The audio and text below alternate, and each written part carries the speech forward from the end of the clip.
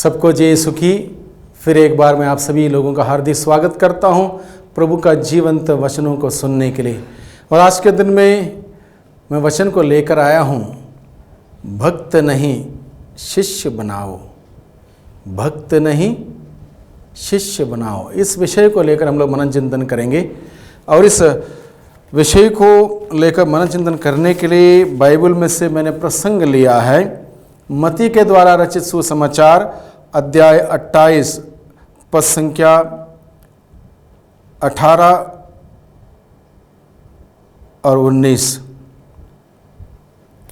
यहाँ पर लिखा है, तब ईसा ने उनके पास आकर कहा, मुझे स्वर्ग में और पृथ्वी पर पूरा अधिकार मिला है, इसलिए तुम लोग जाकर सब राष्ट्रों को शिष्य बनाओ और उन्हें पिता, पुत्र और पवित्र आत्मा के नाम पर बपतिस्मा दो।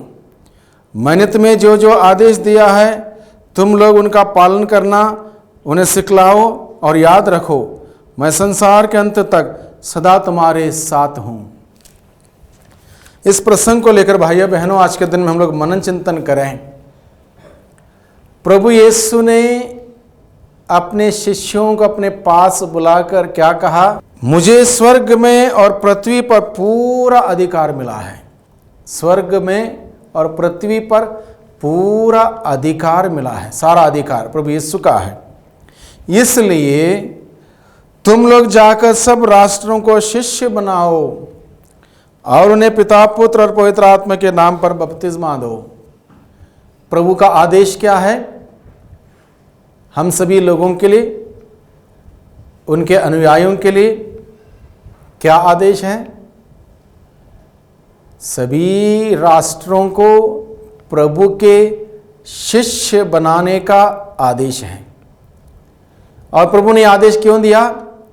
क्योंकि प्रभु का अधिकार है पूरे आकाश में और धरती पर, आकाश के सभी चीज़ों पर, सभी वस्तुओं पर, धरती के सभी चीज़ों पर, वस्तुओं पर, शक्तियों पर सब अधिकार प्रभु यीशु का है।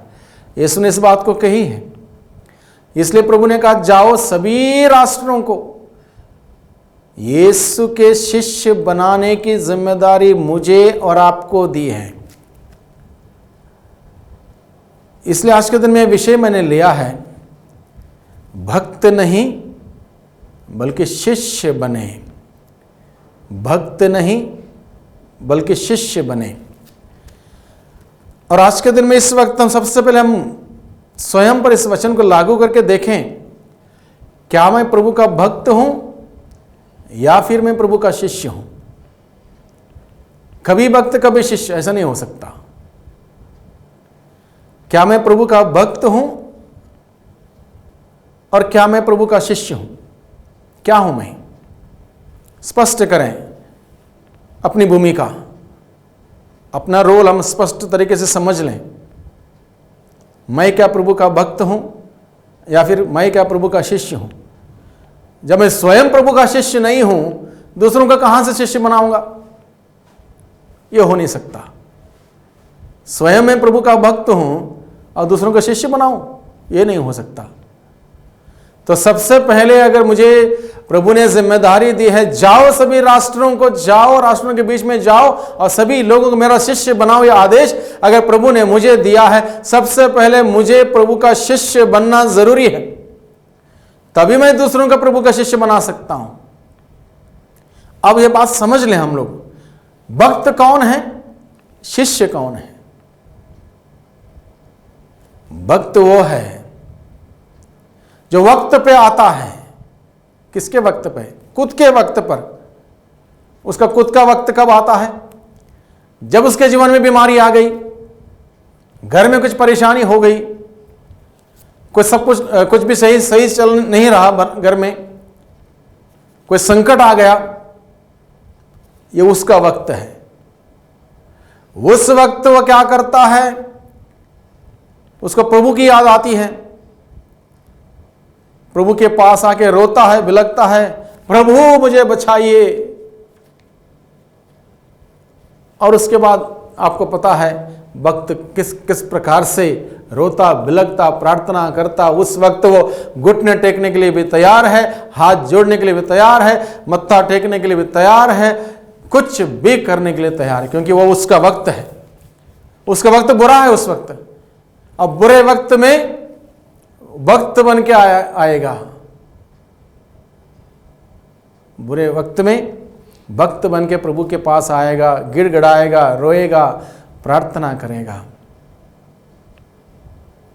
मान लो प्रभु ने इस पर दया की, उसकी प्रार्थना सुनी, उसके बाद कुछ लोगों ने उसको देखा 4 दिन 10 दिन 1 महीना 2 महीना 3 महीना लगातार प्रार्थना में जाते हुए किसी ने उसको पकड़ लिया, तुम ईसाई बन गए हो। वो बोलता नहीं तो किसने कहा, मैं गया था ऐसे ही।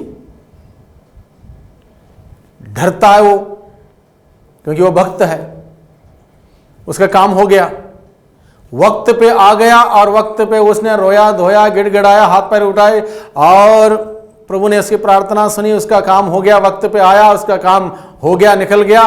और चुनौती आने पर, उसके ऊपर उंगली उठने पर, संकट और अत्याचार सहने का मौका उसके सामने आने पर वो भाग निकलता है, वो भाग जाता है वहां से। अब उसको कोई मतलब नहीं प्रभु से, उसका काम हो गया। वो है भक्त जो वक्त पे आता है, कुद के वक्त पे आता है, अपनी प्रार्थना प्रभु के सामने रखता है, प्रभु दया करता है और वो चला जाता है। अब दुख संकट उसके जीवन में आने पर वो बोलता मैं जानता नहीं, प्रभु कौन है मुझे मालूम नहीं। वो है भक्त। शिष्य कौन होता है? शिष्य वो होता है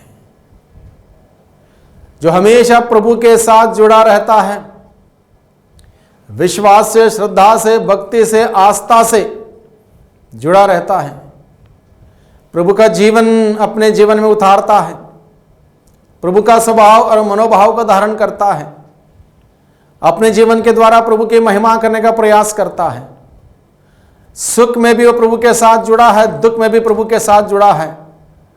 जिस प्रकार से स्रोत करता स्रोत एक में लिखता है, वह व्यक्ति जो प्रभु का शिष्य है, जल स्रोत के किनारे लगाए हुए वृक्ष के भांति हर मौसम में, हर समय में प्रभु में आनंदित होता है। चाहे दुख हो, चाहे गरीबी हो, चाहे घर में तंगी हो या नौकरी ना हो, प्रभु में वो आनंद मनाता है, क्योंकि वो भक्त नहीं है, वो शिष्य है। उसने प्रभु के प्यार का अनुभव कर रखा है, प्रभु को आजमाया है, अपनाया है। उसने प्रभु को आजमाया है, अपनाया है। उसको मालूम है प्रभु कौन है, प्रभु क्या करता है, उसको मालूम है। इसलिए अब ये शिष्य संकट आने पर, चुनौती आने पर, दुख दर्द आने पर, मुसीबत उसके जीवन में आने पर, सवाल उसके ऊपर उठने पर, लोग उसके बदनाम करने पर, लोगों ने उसके ऊपर अत्याचार करने पर पीछे नहीं हटता, नहीं भाग जाता, मरने के लिए भी तैयार है अपने गुरु के साथ। वो है शिष्य जो अपने गुरु के साथ हमेशा रहेगा, वो है शिष्य। मरने के लिए भी पीछे नहीं हटता, ये है शिष्य। इस शिष्य में कोई दिखावा नहीं होगा, कोई ढोंग नहीं होगा, कोई बाहरी आडंबर नहीं होगा, दिखाने वाला आचरण नहीं होगा। वो सच्चाई से उस सत्य प्रभु के साथ जुड़ा हुआ होगा, पूरी ईमानदारी के साथ उस प्रभु के साथ जुड़ा हुआ होगा। वो है शिष्य। वो अपने प्रभु की महिमा के लिए निरंतर जिएगा, अपने प्रभु की महिमा के लिए कार्य करेगा, चाहे उसको हर दिन अपमानित क्यों ना होना पड़े, हर दिन संकट का सामना क्यों ना करना पड़े, हर दिन उसको अत्याचार क्यों ना सहना पड़े, वो अपने प्रभु पर निर्भर रहेगा। वो अपने प्रभु पर निर्भर रहेगा। इसलिए प्रभु चाहते हैं कि सभी राष्ट्र, सभी लोग प्रभु के शिष्य बने रहें। जो नहीं बने हैं उन्हें प्रभु ने उनके शिष्य बनाने के लिए हमें जिम्मेदारी दी है। इसलिए प्रभु कहते हैं, जाओ, सभी राष्ट्रों में जाओ, मुझे स्वर्ग और पृथ्वी पर पूरा अधिकार मिला है। उन्हें पिता, पुत्र, पवित्र आत्मा के नाम में बपतिस्मा दो, उन्हें मेरा शिष्य बनाओ। खास ये बात हम सभी बड़े गहराई से समझ जाते, गहराई से जानते क्या जिम्मेदारी प्रभु ने मुझे दे रखी है, तो हम इस जिम्मेदारी को निभाने का प्रयास करते। बाहर मत जाइए इस जिम्मेदारी को निभाने के लिए, माहौल उतना उपयुक्त नहीं है। अपने ही घर में मान लो 8 लोग हैं, 6 लोग हैं या 5 लोग हैं, अपना घर को रिपेयर करें पहले। स्वयं उस प्रभु के सच्चे शिष्य बने। शिष्य क्या करता है? सुबह उठेगा, उस प्रभु को याद करेगा, प्रभु को धन्यवाद देगा, प्रभु की स्तुति आराधना करेगा, प्रभु की तारीफ करेगा, प्रभु की महिमा करेगा, प्रार्थना में प्रभु का बल प्राप्त करेगा, अपने जो भी कामकाज करता है प्रभु को सौंपेगा, प्रभु की सहायता मांगेगा, पूरी दिनचर्या उसको प्रभु के अनुग्रह में बीतेगी। वो है शिष्य। प्रभु के बगैर वो कुछ नहीं करेगा, कुछ नहीं सोचेगा, वो है शिष्य। तो हम अपने घर परिवार को रिपेयर करें पहले। घर में मान लो 8 लोग हैं, एक कोई बुजुर्ग है, पति पत्नी 2 हैं और कोई व्यक्ति है, 3 बच्चे हैं। सुबह उठें, बैठें कुछ समय, प्रभु को धन्यवाद दें, एक आध गीत गाएं, प्रभु का वचन पढ़ें। यह शिष्य का काम होता है। गुरु से ताकत मांगना, प्रेरणा मांगना, शक्ति मांगना, सामर्थ्य मांगना, अपने काम दाम लग गए। उसके बाद शाम हुई, फिर बैठे एक साथ, धन्यवाद दें पूरे दिन के लिए। सुरक्षित रखा पूरे दिन भर में, संभाला, सजाया, सवारा, बचाया, खतरों से, मुसीबतों से, दुर्घटना से, बीमारी से, महामारी से। धन्यवाद दें। उस माला विनती को करें, भजन कीर्तन करें, धन्यवाद में समय बिताएं। ऐसा करने से वो शिष्य सिद्ध होगा और इस प्रार्थना में जीवन से मजबूती आएगी। अपने गुरु के प्रति वो मजबूत विश्वास के साथ आगे बढ़ेगा, अपने परिवार को शिष्य बनाएगा। हर कोई व्यक्ति अपने परिवार में ऐसा शिष्य का काम करेंगे, सुबह शाम कम से कम 2 बार। मैं समझता हूं पूरी दुनिया प्रभु के शिष्य बनेगी। हकीकत क्या है? आज के दिन में हम वक्त पे आते हैं, अपना काम हो गया, चले गए। बहुत जगह पर मैंने लोगों ने ये कहते हुए देखा, सुना, चर्च ने क्या किया हमारे लिए? हमारे लिए कुछ नहीं किया। ये कौन कहता है? जो भक्त है। भक्त हमेशा इस ताक में रहता, कहां से कुछ मिलेगा मुझे, कहां से क्या फायदा मिलेगा, कहां से क्या आर्थिक सहायता मिलेगी, क्या मुझे नौकरी मिलेगी, क्या मुझे वो मिलेगा, चर्च जाने से क्या होगा। उसकी ताक उसी पर रहेगी, सांसारिकता के चीजों पर, दुनियादारी के सुख समृद्धि पर, नौकरी पर, पैसे पर, मुझे घर मिले, मुझे मकान मिले, मुझे वो सुविधा मिले, ये सुविधा मिले, मुझे जमीन मिले, तमाम बातों लेकर वो भक्त होता है। शिष्य क्या करता है, मैं क्या दे सकता हूं प्रभु को, मेरे पास कुछ नहीं है, गरीब हूं, मैं समय दूंगा, मेरे पास और कुछ नहीं है, मैं प्रभु का गीत गाऊंगा, प्रभु की तारीफ करूंगा। यह शिष्य का मनोभाव होता है। इसलिए भाइयों बहनों, प्रभु ने क्यों कहा जाओ सभी राष्ट्रों को शिष्य बनाओ? क्योंकि भक्त बनेंगे उनका उद्धार तो नहीं होगा। क्षणभंगुर फायदा जरूर मिलेगा, बीमार होने पर, तंगी होने पर, आर्थिक समस्या होने पर, नौकरी नहीं मिलने पर, वो काम रुकने पर, ये काम में बाधा होने पर प्रभु आशीष देगा, सुनेगा, कुछ समय के लिए राहत जरूर मिलेगी। स्वर्ग राज्य नहीं मिलेगा, क्योंकि उस जीवन से वो जुड़ा हुआ नहीं है। वो जीवन से वो जुड़ा हुआ नहीं है। वो इस प्रकार से है, जैसे उदाहरण मैं आपके सामने रखता हूं। आम का पेड़ में आपने देखा होगा कभी कभार, आम के पेड़ में एक प्रकार के क्रीपर, एक प्रकार की एक और एक डाली सी आती है और धीरे धीरे फैलती है। 2, 3, 4, 5 जगह पर अगर इस आम के पेड़ में रहेगी, 2-4 साल के बाद आम का पेड़ खत्म। ये भक्त ऐसे हैं जो आम के पेड़ पर रह के जीते हैं, उनका अपना कोई योगदान नहीं, ऐसे हैं। इसलिए प्रभु ने हमें क्या कहा, सभी राष्ट्रों में जाओ, उन्हें शिष्य बनाओ, भक्त बनाओगे तो ऐसा होगा, और ना उनका उद्धार होगा, ना उनका फायदा होगा। वो जिंदगी भर सवाल करते रहेंगे हमें क्या मिला, कलीसिया ने क्या किया, चर्च ने क्या किया, पास्टर ने क्या किया, मिस्टर ने क्या किया, सिस्टर ने क्या किया, यही सवाल। और ये सवाल हम अक्सर सुनते हैं। हमारी बात पास्टर ने नहीं सुनी, हमारी बात सिस्टर ने नहीं सुनी, हमारी बात मिस्टर ने नहीं सुनी। ये भक्त की शिकायत है। शिष्य ऐसी शिकायत नहीं करता।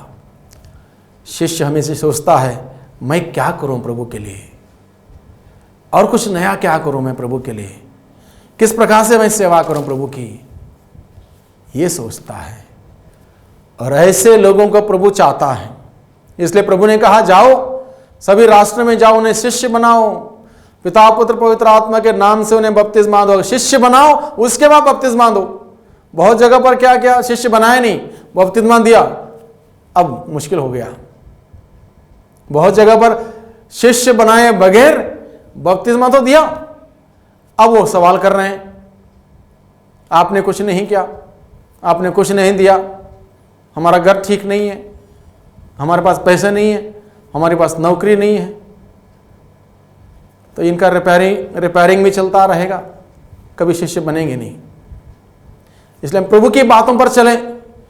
प्रभु का आदेश है पहले हम शिष्य बनाएं, उसके बाद पिता पुत्र पवित्र आत्मा के नाम से बपतिस्मा दें। इस डिफरेंस को, इस बात को समझ जाएंगे, समस्या का समाधान हो गया। जो जगह जगह पर अलग अलग बातों के लेकर समस्याएं हैं, समस्या खत्म हो जाएंगी। इसलिए प्रभु आज के दिन में अपनी बातों के द्वारा महान रहस्य को खोलता है। सभी राष्ट्रों में जाओ, फिर एक बार मैं पढ़ता हूं। तब ईसा ने उनके पास आकर कहा, मुझे स्वर्ग में और पृथ्वी पर पूरा अधिकार मिला है, इसलिए तुम लोग जाकर सभी राष्ट्रों को शिष्य बनाओ। देखो, पहले प्रभु ने क्या कहा, शिष्य बनाने के लिए कहा। सभी राष्ट्रों को शिष्य बनाओ, सभी राष्ट्रों को शिष्य बनाओ। उसके बाद उन्हें शिष्य बनाने के बाद उन्हें पिता पुत्र पवित्र आत्मा के नाम पर बपतिस्मा दो। अगर कोई शिष्य बनने के लिए तैयार नहीं, बपतिस्मा मत दो। प्रभु का शिष्य बनने के लिए कोई तैयार नहीं है, बपतिस्मा मत दो। प्रभु का आदेश का पालन करें हम। कई बार कई लोगों ने गलती कर रखी है। 2 महीना 3 महीना 1 साल प्रार्थना में आए, बैठे, बपतिस्मा दिया, उसके बाद वही मुसीबत खड़ी कर देते हैं, क्योंकि शिष्य बने नहीं हैं। प्रभु का आदेश है सभी राष्ट्र में जाओ, उन्हें शिष्य बनाओ। उसके बाद शिष्य बनने के बाद उन्हें पिता पुत्र पवित्र आत्मा के नाम से बपतिस्मा दो। वो लोग कभी छोड़ के नहीं जाएंगे प्रभु को, कभी विचलित नहीं होंगे। भक्तों को अगर बपतिस्मा दिया जाएगा, वक्त आने पर निकल जाएंगे और उनके वजह से पूरा कलीसिया का नाम बर्बाद होगा।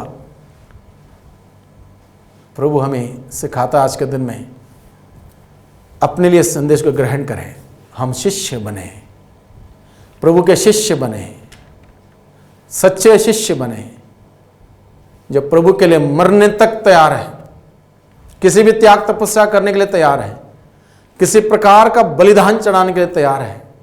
वो लोग चाहिए प्रभु के लिए।